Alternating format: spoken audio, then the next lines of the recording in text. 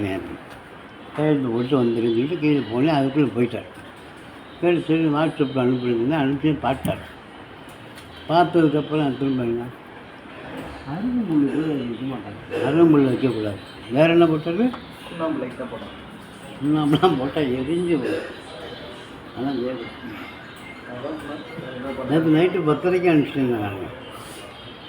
இல்லைப்பா, இது யாருக்கும் தெரியாது.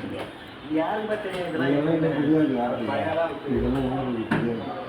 இது மாதிரி இது எலுமிச்சம்பழமாக சொல்லுங்கன்னா அப்படியே பயங்கரமாக தரும். இந்த மாதிரி இந்த வைத்தியம் இங்கே யாருக்கும் தெரியாது அவ்வளோவா. இது நாட்டு மருந்து கடைகளில் கேட்டால் அவங்க கூட சொல்லுவாங்க கரெக்டாக. இது எதுக்கு வந்து பயன்பாட்டுக்கு வருது அப்படின்னு கேட்டால் அவங்கள கூட சொல்லுவாங்க. அது நகர்த்தி மட்டும்தான் இது பயன்பாட்டா?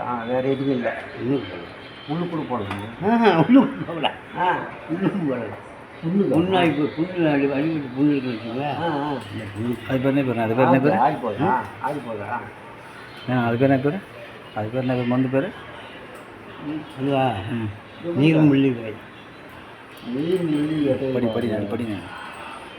அதாவது நீர்முள்ளி விதை படி. நான் என்ன படிக்கிறேன்? புண்ணு போடுறது எப்படி? அதுவும் இதுவா? இதே மாதிரி இதே போட்டு அமைக்கி வச்சோம். அமைக்கிட்டால் காஞ்சி வச்சோம். பொறுமையாக படி. நகசக்திக்கு சிறந்த வைத்தியம்.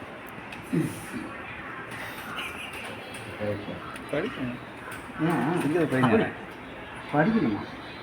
அப்படி போட்டு இருக்காங்களா? போட்டாங்க. லைட்டாக படி. நாட்டு மருந்து கடைக்கு சென்று நீர்மொழி விதையாக கேட்டு வாங்குவோம்.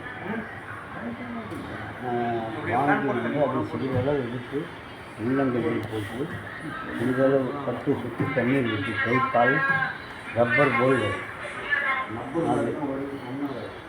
அதை நகைச்சுற்றி உள்ள இடத்தில் வைத்து நேற்று இடத்தை சுற்றி மூட வரும். அதன் பின்னர் மருந்து காய்ந்து நன்கு பிடித்துக்கொள்ளும். வலி என்பதை இருக்காது.